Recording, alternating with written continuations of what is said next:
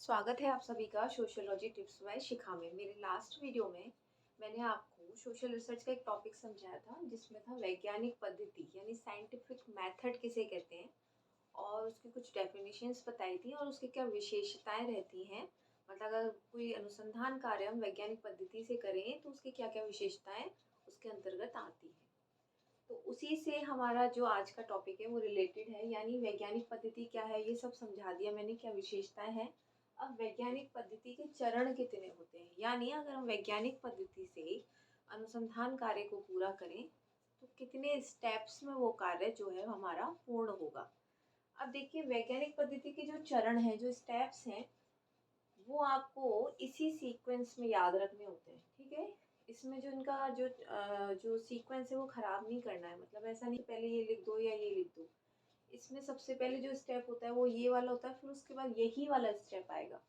तो आप इस चीज़ का बहुत ध्यान रखिए। आप जैसे पॉइंट्स, अगर हम कोई और टॉपिक के पॉइंट्स लिखते हैं तो ऊपर नीचे हो जाते हैं, बट अगर आप स्टेप्स को लिख रहे हैं तो वो परफेक्ट जो है सीक्वेंस में ही होना ज़रूरी है और वो ऐसे ही याद करनी है आपको। ठीक है, चलिए देख लेते हैं वैज्ञानिक पद्धति के चरण।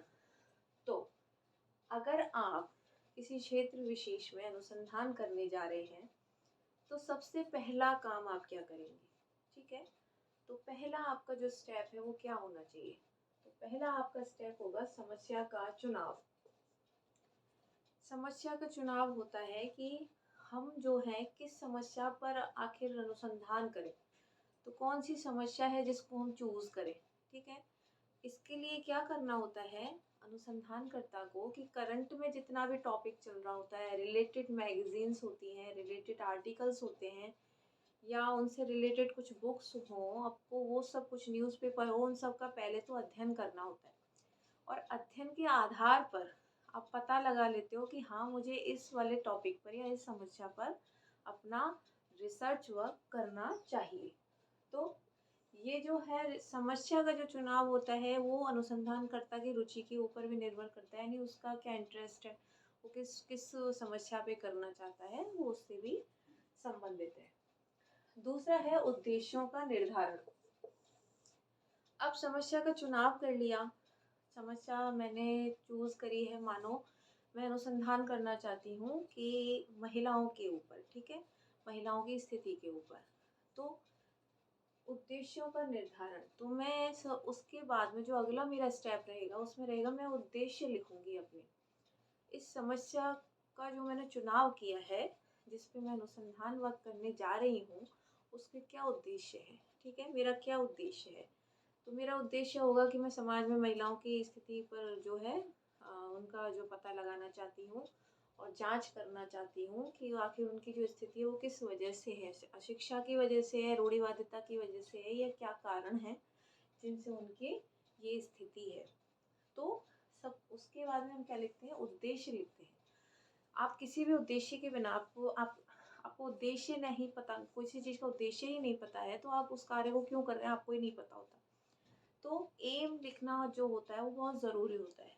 तो उद्देश्यों का निर्धारण करते हैं, यानी फिर उसके बाद हम उद्देश्यों को लिखते हैं। देखिए, जो वर्क होता है ना, रिसर्च वर्क, उसमें पीएचडी वगैरह का आपने नाम सुना होगा। उसमें जो स्टेप बाय स्टेप जो काम किए जाते हैं वो ऐसे ही किए जाते हैं। जब आप अपनी रिसर्च वर्क को पूरा लिखते हैं तो इसी तरह से उन चीज़ों को लिखा जाता है। उसके बाद थर्ड जो है वो है प्राकल्पना का निर्माण। प्राकल्पना जो है मैं आपको कई बार बता चुकी हूँ, मेरे और भी वीडियोस हैं प्राकल्पना पर, तो आप देख सकते हैं। प्राकल्पना जिसे इंग्लिश में बोलते हैं हाइपोथेसिस। तो प्राकल्पना क्या होती है, देखिए, प्राकल्पना होती है हमारी हाइपोथेसिस, जिसको उपकल्पना भी कहते हैं, जो कल्पना के आधारित पे हम एक टेंटेटिव स्टेटमेंट बना लेते हैं, यानी काम चलाओ एक स्टेटमेंट चला बना लेते हैं और उस पर हम वर्क करते हैं। यदि किसी समस्या पर हम लिखें तो एक ऐसे स्टेटमेंट बना सकते हैं कि या कि स्थिति या इन्हीं वजहों से है क्या, फिर उस स्टेटमेंट पे हम अपना काम करते हैं। ठीक है, तो प्राकल्पना का निर्माण करना बहुत ज़रूरी है, क्योंकि बिना प्राकल्पना के क्या होता है कि हम अपने अनुसंधान में इधर उधर घूम जाते हैं, भटक जाते हैं। तो हमारे रिसर्च वर्क को, हमारे अनुसंधान कार्य को एक सही दिशा प्रदान करने का काम कौन करता है, प्राकल्पना, है ना। सोशल रिसर्च में देखिए अपने आप में एक अलग अलग टॉपिक हैं ये। प्राकल्पना हो गया, अ, तथ्य क्या होते हैं, ये अपने आप में एक बड़े बड़े चैप्टर्स हैं, टॉपिक्स हैं। तो प्राकल्पना होती है जिसमें हम एक काम चलाओ या एक बोल सकते हैं ब्लूप्रिंट टाइप एक स्टेटमेंट बना लेते हैं कि ये समस्या जो है इन्हीं वजह से है क्या। फिर उसकी सत्य और असत्यता की जांच की जाती है। तो अगर हमारे पास स्टेटमेंट ही नहीं, हमको पता ही नहीं, तो उस पर वर्क कैसे करेंगे। तो प्राकल्पना का निर्माण इसलिए किया जाता है जिससे हमारे अनुसंधान कार्य को एक सही दिशा मिल सके।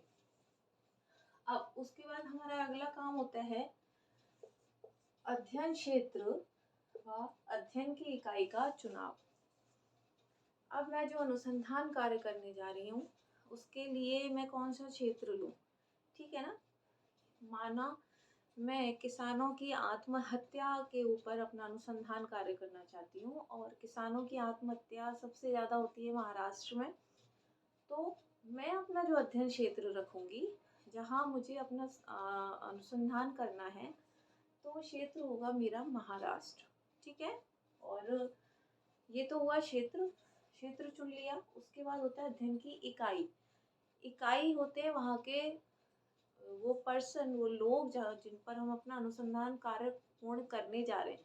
यानी क्षेत्र तो हुआ महाराष्ट्र, और अध्ययन की जो इकाई है वो हुए हमारे किसान, ठीक है, जो जिन्होंने आत्महत्या कर ली है, या और भी जो पीड़ित किसान हैं, वो हम इसकी क्या रहेंगे, अध्ययन की इकाई। समझ आया होगा आपको। अध्ययन क्षेत्र होता है जहाँ पर हम अपना अनुसंधान कार्य करना चाह रहे हैं, वो जगह। और अध्ययन की इकाई वहाँ के लोग। अगर महिलाओं की स्थिति पे करना चाह रहे हैं तो महिलाएं इकाई हो जाएंगी, किसानों पर करना चाह रहे हैं तो किसान, बाल अपराध पर करना चाह रहे हैं तो छोटे बच्चे, वो आपके अध्ययन की इकाई होगी। नेक्स्ट है अध्ययन पद्धति का चुनाव। अब अध्ययन पद्धतियाँ कौन सी होती है, जैसा मैंने बताया था कि जब हम सामाजिक अनुसंधान करते हैं तो कुछ रीतियाँ, कुछ विधियाँ, कुछ पद्धतियाँ होती हैं जिनके आधार पर हम अपना अनुसंधान कार्य पूरा करते हैं। तो इसके अंतर्गत कौन सी आती है, अवलोकन, चीज़ों को देखकर, प्रत्यक्ष। उसके बाद है साक्षात्कार, जिसमें इंटरव्यू लेते हैं हम, लोगों से क्वेश्चन पूछते हैं, तो साक्षात्कार जो होता है सामने। और प्रश्नावली होती है, प्रश्नावली वो जिसमें कुछ क्वेश्चंस होते हैं, उनको हम बाय मेल और कुछ ऐसे भेज देते हैं उनको डाक द्वारा, फिर उनके उत्तर, जो उत्तरदाता है वो भर के भेज देते हैं। अनुसूची, अनुसूची वो होती है जहाँ हम क्षेत्र विशेष में जाकर उन लोगों से जो आंसर लेते हैं उसको हम स्वयं अपने हाथों से उस उत्तर को भरते हैं, ठीक है, हाँ या ना, जो भी आप वो लोग आंसर देते हैं उनको हम स्वयं अपने उत्तर हाथों से भरते हैं, वो होती है अनुसूची। और इसके अलावा होती है व्यक्तिगत अध्ययन। व्यक्तिगत अध्ययन होता है केस स्टडी, यानी किसी पर्सन की क्या, अगर किसी व्यक्ति विशेष के ऊपर करना चाहें तो उसके क्या जीवनी, क्या उसका जीवन रहा है, वो केस स्टडी में आता है। तो ये कुछ पद्धतियाँ होती हैं। तो इसके अंतर्गत क्या होता है, इस पद्धतियों के द्वारा, अध्ययन पद्धतियों के द्वारा उस समस्या का क्या किया जाता है, अध्ययन किया जाता है, अनुसंधान वर्क को पूरा किया जाता है। अब ऐसा नहीं है कि हम इसमें सारी पद्धतियों को लगा दें, हो सकता है अवलोकन के द्वारा ही हमको तथ्यों का संकलन हो जाए, हो सकता है हमको प्रश्नावली के द्वारा हो सकता है इन दो के द्वारा हो, ठीक है। तो सही अध्ययन पद्धति कौन सी होगी जिसके द्वारा हम अपना अनुसंधान कार्य पूरा कर सकते हैं, तो उसको बोलते हैं अध्ययन पद्धतियों का चुनाव। अब अध्ययन पद्धतियों का चुनाव हो गया, हम उस अध्ययन पद्धति के द्वारा हमने क्या किया, उस क्षेत्र विशेष में जाकर अपना अनुसंधान कार्य किया और लोगों से क्वेश्चन पूछे, लोगों से जाकर जानकारी एकत्रित की, उसको बोलते हैं तथ्य संकलन, ठीक है। यानी वहाँ से उन लोगों के क्वेश्चन आंसर के द्वारा, लोगों की जानकारी देने से हमको जो डेटा कलेक्ट हुआ, जो जो हमको जो उत्तर मिले, वो हमारे लिए डेटा का काम कर रहे हैं, तथ्यों का काम कर रहे हैं, और हमने उनका संकलन कर लिया ना, हम उनको इकट्ठा कर लिया, ठीक है ना। अब वो लोग कुछ भी बोल सकते हैं, कई जानकारी हमारे यूजफुल हो सकती है, कई नहीं भी हो सकती है, ठीक है ना। कई लोग कुछ किसी और मैटर पर भी बातें बता जाते हैं। तो हो सकता है वो हमारे अनुसंधान में काम आ जाए या नहीं भी आए। तो एक बार को तो हम क्या करते हैं, उन तथ्यों का क्या कर लेते हैं, संकलन कर लेते हैं, उनको एक साथ इकट्ठा कर लेते हैं। उसके बाद कौन सा स्टेप आता है, उसके बाद आता है वर्गीकरण और विश्लेषण। अब तथ्यों का संकलन हो गया, इकट्ठे हो गए, अब उनको हम वर्गीकरण करते हैं, क्लासीफाई करते हैं कि वहाँ के लोगों में, क्षेत्र विशेष में महिलाओं ने क्या कहा, पुरुषों ने क्या कहा, किन लोगों ने हमको पॉजिटिवली बोला, किन लोगों ने नेगेटिव आंसर दिए, उनका वर्गीकरण किया जाता है। वर्गीकरण करने के बाद आपको पता है फिर उनको सारणीन करते हैं, टेबुलेशन करते हैं, सारणी बना के उनके ऊपर वर्क करते हैं और आंसर निकालते हैं, रिजल्ट निकालते हैं।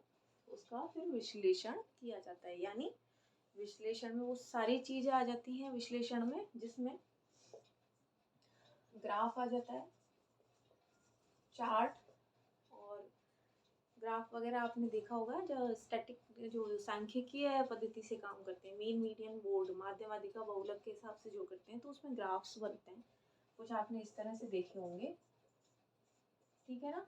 फिर यूं यूं करके ऐसे हम बताते हैं।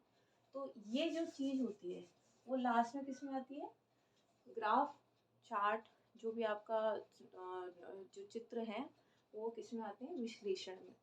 और उसके बाद क्या की जाती है, उसकी व्याख्या की जाती है कि हाँ ये जो समस्या है उसके यही कारण है और क्षेत्र विशेष में ये परेशानी है, वो सब कुछ आता है विश्लेषण। नेक्स्ट पॉइंट आता है सामान्यीकरण।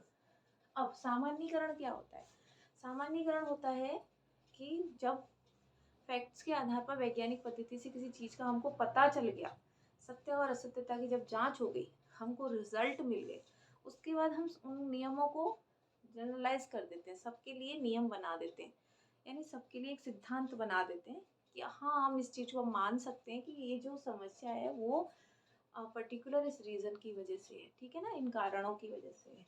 तो सामान्यीकरण हो जाता है। सामान्यीकरण यानी सामान्य नियम। अब नेक्स्ट है जांच व पुनर्परीक्षा। जांच व पुनर्परीक्षा में क्या होता है कि जब हमने सामान्य नियम बना दिए, उसके बाद अगेन वैज्ञानिक पद्धति में क्या होता है, उसकी दोबारा से जांच की जाती है कि कहीं कोई काम ऐसा तो नहीं है कुछ रह गया हो, इसमें कहीं किसी संशोधन की जरूरत तो नहीं है, नियम सही तो है ना।